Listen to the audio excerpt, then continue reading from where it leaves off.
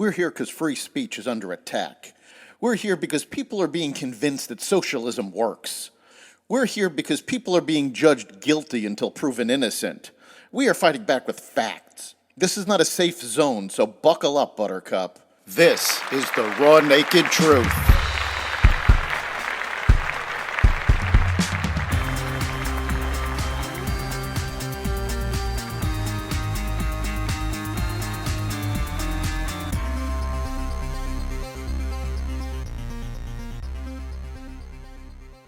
Biden's economic policies hinder his green agenda. Epstein names released. Job openings fall, and more. Welcome to the Raw Naked Truth. I'm your host, Eric Lopkin, and here's the news you need to know. Biden's economic policies have dealt a blow to his green agenda. Global energy developers Equinor and BP on Wednesday announced they are canceling the contract for a massive wind project slated for construction off the coast of New York. The two companies said they had reached an agreement with the New York State Energy Research and Development Authority to terminate the offshore wind renewable energy certificate for their Empire Wind 2 project. Equinor and BP explained that commercial conditions, namely inflation, interest rates, and supply chain disruptions, prevented its contract for the project from remaining viable. Commercial viability is fundamental for ambitious projects of this size and scale. The Empire Wind 2 decision provides the opportunity to reset and develop a stronger and more robust project going forward, said Molly Morris, president of Equinor Renewables. We will continue to closely engage our many community partners across the state, she continued. Nearly 200 names that had previously been redacted from court documents in a lawsuit against Jeffrey Epstein's former lover and accomplice, Ghislaine Maxwell, have been made public on orders of a federal judge in New York. U.S. District Judge Loretta Preska ordered their release in December, but gave the Jane and John Does 2 weeks in case they wanted to appeal.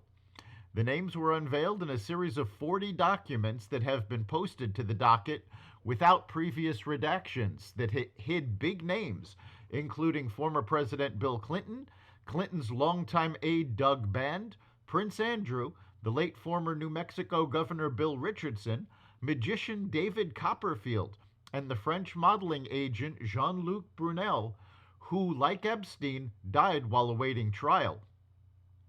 Many of the names belong to people who have not been accused of wrongdoing, including Clinton, who also declined to ask the court to have his name remain sealed. More documents from the case are scheduled to be released.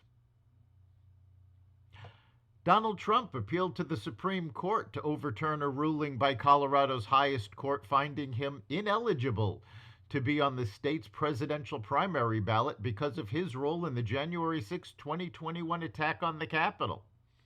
Trump's appeal seeks an answer to the high-stakes question of whether the 14th Amendment's ban on insurrectionists holding office applies to him. Trump is currently the GOP frontrunner in the presidential election, and the issue extends beyond Colorado. Maine's Secretary of State determined he should not be allowed on the ballot there, and the Oregon Supreme Court is also weighing the issue. Trump is asking the justices to reverse the Colorado ruling without hearing oral arguments. Colorado's Secretary of State has already said Trump will appear on their primary ballot unless the Supreme Court steps in and says he can't. U.S. job openings fell in November to their lowest level since March 2021. Though at 8.79 million, there were still more than before the pandemic, according to data released yesterday by the Department of Labor. Hiring was also down. It's the latest sign that the Fed's rate hikes have finally started to cool the once scorching labor market to help curb inflation, but not so much that it's looking like a recession. While it held bad news for the job seekers, the Labor Department's data also showed that quitting and layoffs have slowed. The United States and 12 allies issued what amounted to a final warning to Houthi rebels on Wednesday to cease their attacks on vessels in the Red Sea or face potential targeted military action. The Yemen-based militants have carried out at least 23 attacks in response to the Israel-Hamas war in Gaza since December 19th. A senior Biden administration official declined to detail rules of possible engagement if the attacks continue, but underscored that the Iranian-backed Houthis should not anticipate another warning from the U.S. and its allies. That's the Raw Naked Truth. You can catch every episode of The Raw Naked Truth at xvadio.com/podcasts, the Apple Podcasts app, Google Podcasts, Spotify, iHeartRadio, Audible, Amazon Music, and other platforms that respect freedom of speech. We'll see you next time.